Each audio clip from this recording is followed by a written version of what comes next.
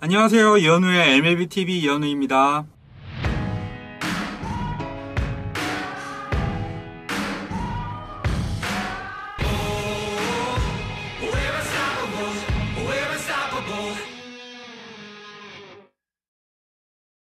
이번 시즌 류현진 선수와 싸이 영상 경쟁을 펼치면서 주목받고 있는 선수가 있습니다. 네, 바로 매드맥스, 맥스 슈어저인데요. 슈어저는 2019 시즌 전반기에만 9승 5패, 129.1이닝, 181탈삼진, 평균자책점 2.30을 기록 중입니다.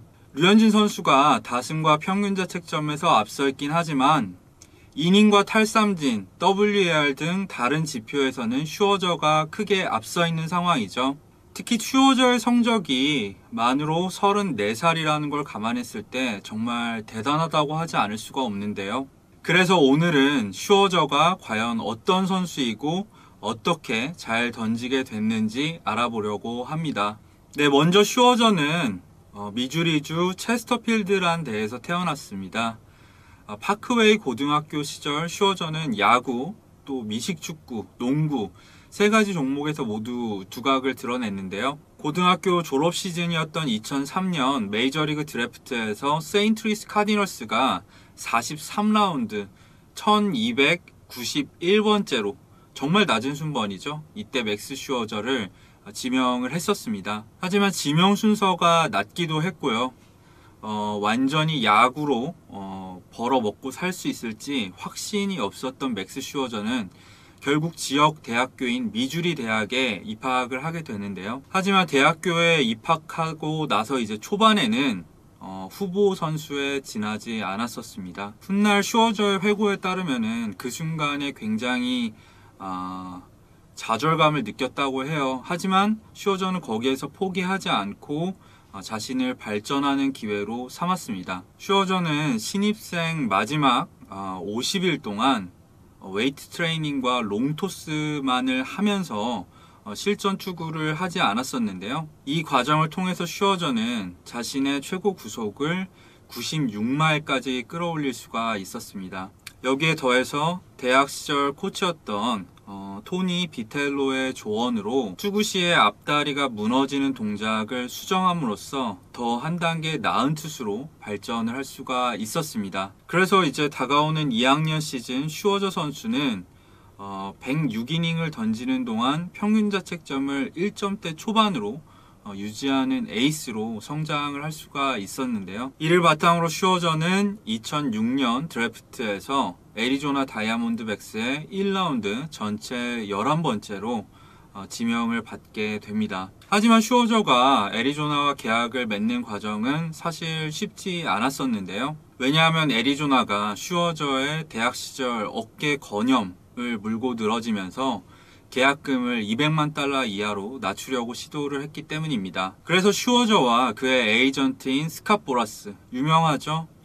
전설적인 이 에이전트이자 악마라고 불리기도 하는 에이전트인데, 보라스와 손잡은 슈어저는 애리조나와 계약을 맺기 전에 이제 독립리그에서 3경기를 뛰는 강수를 두게 됩니다. 이 전략이 결국 먹혀들었어요. 결국 슈어저는 1년, 계약 기간 1년이 주어지거든요. 드래프트에서 지명이 되고 1년 안에 계약을 맺어야 되는데 3일 앞두고 애리조나와 450만 달러의 계약을 맺을 수가 있었습니다. 자, 별로 중요하지 않은 것 같고 지금은 굉장히 오래된 얘기인 슈어저의 아마추어 시절 얘기를 다룬 이유는요. 이를 통해서 슈어저가 어떤 성격을 가지고 있으며 어떤 방식으로 성장을 했는지를 알기 위해서입니다. 슈어저는 지금 싸이 영상을 벌써 3번이나 수상한 선수잖아요. 하지만 지금의 이미지와 달리 아마추어 시절에는 두각을 그렇게까지 드러내는 선수가 아니었었어요. 대신에 슈어저는 누구보다 마운드에 올라있고 싶어하는 선수였고요.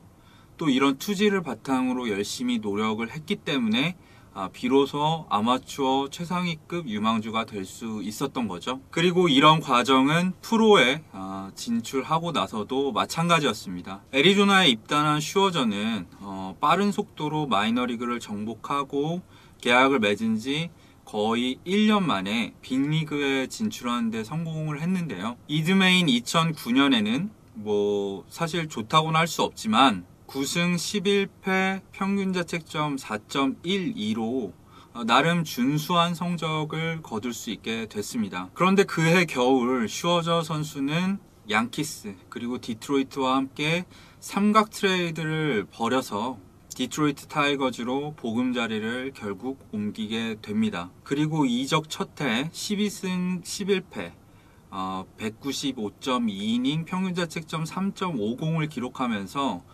저스틴 벌랜더와 함께 디트로이트 타이거즈의 영원 원투펀치를 구성을 하게 됐었죠. 초창기 슈어저의 투구 스타일은 지금과 아주 크게 다르지는 않았었습니다. 당시에도 슈어저는 낮은 3쿼터, 그러니까 오버핸드 3쿼터라고 한다면은 약간 낮은 3쿼터죠. 낮은 3쿼터에서 나오는 152km 정도 되는 빠른 패스볼과 우타자 입장에서는 저승사자처럼 느껴지는 슬라이더를 던지는 투수였습니다. 팔 각도나 구종 면에서는 던지는 소운이 반대일 뿐 자완 레전드인 랜디 존슨과 상당히 유사한 유형의 선수라고 할 수 있겠죠. 다만 낮은 팔각도 때문에 우타자를 상대로는 굉장히 강점을 가진 선수였지만 좌타자를 상대로는 좀 고전을 면치 못하는 면이 없지 않아 있었죠. 이거를 만회하기 위해서 체인지업을 20% 이상 섞어 던졌지만 좌타자를 억제하는 데는 사실 그다지 성공을 거두지 못했었습니다. 그럼에도 불구하고 워낙 구위가 좋기 때문에 촉망받는 우한 선발 투수 유망주 중 하나로 분류가 되긴 했었는데요. 하지만 이듬해 슈어저는 15승을 거두긴 했지만 평균 자책점이 4점대 중반까지 치솟으면서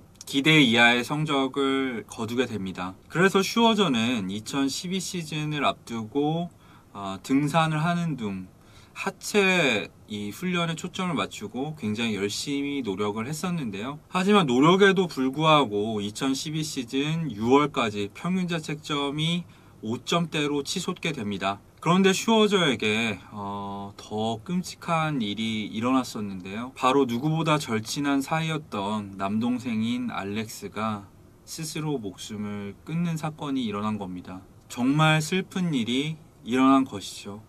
슈어저의 동생인 알렉스는 어려서부터 숫자와 야구에 관심이 많았었는데요. 그 밖에도 다양한 세이버매트릭스 지표를 이용해서 슈어저가 부진에 빠질 때마다 격려를 해주곤 했다고 합니다. 대표적인 지표로는 BABIP가 있는데요. BABIP는 많은 분들이 아시겠지만 인플레이된 공이 안타가 되는 비율입니다. 알렉스는 슈어저가 빗맞은 안타를 맞을 때마다 이건 BABIP에 의한 것이고 단지 운이 없었을 뿐이다 이런 말을 해줬다고 해요. 또 슈어저의 높은 삼진 비율과 낮은 볼넷 비율을 가지고서 형은 좋은 투수가 될 거야 이런 얘기를 해주기도 했다고 하죠. 그런 우애가 돈독한 동생이 우울증을 앓다가 결국 스스로 목숨을 끊고 만 겁니다. 당연히 슈어저는 극도의 슬픔을 느낄 수밖에 없었겠죠. 그런데 슈어저는 예정되어 있던 등판을 미루지 않았습니다. 왜냐하면 동생을 위해서 자기가 할 수 있는 거는 최고의 투수가 되는 것밖에 없다고 생각했기 때문입니다. 슈어저는 동생이 죽고 나서도 동생이 보낸 문자, 그러니까 이제 다양한 세이버매트릭스 지표를 활용해서 격려를 해줬던 문자를 지우지 않고 종종 봤다고 해요. 그리고 잘 이해가 가진 않았었지만 그 문자를 이해하려고 애쓰면서 자신감을 가지고 투구를 하기 시작했습니다. 그러자 놀라운 일이 일어났는데요. 이전까지 평균 자책점 5점대에 그쳤던 슈어저는 동생이 안타까운 일을 겪고 나서 나머지 경기에서 10승 3패 평균 자책점 2.72라는 놀라운 성적을 거두게 됩니다. 그리고 그 기세를 몰아 이드메인 2013년에는 21승 3패 평균 자책점 2.90으로 아메리칸 리그 사 이영상을 수상하기도 했었죠. 이때쯤 슈어저의 투구 패턴에도 변화가 생겼는데요. 바로 커브볼을 추가한 것입니다. 이런 변화가 중요했던 이유는 이전까지 좌타자를 상대로는 주로 패스볼과 체인지업만 던졌던 슈어저에게 커브볼이라는 새로운 무기가 생겼기 때문이죠. 그러면서 슈어저의 좌타자 상대 성적도 드디어 안정을 찾기 시작했습니다. 그리고 이듬해에도 18승 5패 평균자책점 3.15로 준수한 성적을 거둔 슈어저는 FA 자격을 얻어서 이제 워싱턴 내셔널스와 7년 2억 1천만 달러짜리 초대형 계약을 맺게 됩니다. 그리고 잘 알려져 있다시피 이 계약은 메이저리그 FA 역사상 가장 뛰어난 계약 중에 하나라는 평가를 받고 있죠. 왜냐하면 이적 2년 차였던 2016 시즌이었죠. 20승 7패 평균자책점 2.96으로 내셔널리그 사 영상을 받으면서 슈어저는 양대 리그에서 사 영상을 받은 선수가 됐고요. 이듬해인 2017 시즌에도 16승 6패 평균자책점 2.51을 기록하면서 2년 연속 내셔널리그 사 영상을 받았습니다. 사실 지난해에도 제이콥 디그롬한테 밀렸을 뿐 슈어저 선수는 엄청난 성적을 거두면서 내셔널리그 사 영상 2위를 차지한 거는 잘 알려진 사실이죠. 특히 지난해 슈어저는 커리어 최초로 한 시즌에 300탈삼진을 달성하기도 했었습니다. 슈어저가 이렇게 꾸준한 활약을 펼치는 비결은 바로 끊임없이 발전을 추구했기 때문입니다. 비단 앞서 말했던 커브볼만 얘기하는 게 아니라요. 2017 시즌에는 이 파워 슬라이더라고 하죠. 기존 슬라이더보다 각은 작지만 더 빠른 슬라이더를 던지기 시작하면서 좌타자 상대 약점을 상당 부분 개선하는 데 성공을 했고요. 올해부터는 슬라이더와 체인지업을 예전에는 이 스트라이크 존에 우겨 넣는 성향이 있었고 이것 때문에 슈어저가 뜬금포를 많이 맞는 선수였었는데 올해 들어서는 이걸 살짝 스트라이크 존에서 벗어나게 던지면서 땅볼 비율을 상당히 높였고요. 그 덕분에 피홈런 비율을 크게 낮출 수 있었습니다. 그것도 메이저리그 역사상 가장 많이 홈런이 나오는 시즌임에도 불구하고요. 자, 이렇게 끊임없이 변화를 추구하고 발전한 선수가 또 있죠. 바로 우리의 류현진 선수입니다. 류현진 역시 부상 복귀 이후에 커터를 장착함으로써 구종 다양성을 높였고요. 그 밖에도 회전수 많은 커브와 투심 패스볼 등 다양한 구질을 추가하고 있죠. 이렇게 끊임없이 발전을 해왔기 때문에 류현진 선수가 지금 메이저리그에서 유일한 1점대 평균자책점을 기록하고 있는 거고요. 그리고 류현진과 슈어저의 사례에서 알 수 있듯이 이런 끊임없는 발전이야말로 메이저리그에서 최고의 활약을 펼칠 수 있는 비결입니다. 이런 노력은 메이저리그 최정상급 투수에게는 필수적이란 사실을 우린 여기서 알 수 있죠. 그리고 슈어저 하면 또 이제 불굴의 정신력 얘기도 빼놓을 수가 없는데요. 잘 알려져 있다시피 얼마 전이었죠. 슈어저 선수는 코뼈에 금이 가고 눈에 시퍼렇게 멍이 들었는데도 등판을 강행해서 7이닝 무실점 10개의 탈삼진을 잡아내기도 했었고요. 그 이후로는 오히려 더 엄청난 활약을 펼치고 있습니다. 여기에 나이가 들어서도 패스볼 구속이 떨어지는 커녕 오히려 더 오른다는 점과 6년 연속 200이닝을 돌파했을 정도로 엄청난 내구성 얘기도 빼놓을 수가 없겠죠. 이런 모든 요소가 더해지면서 슈어저는 만 34세란 나이에도 불구하고 커리어 하이급, 그러니까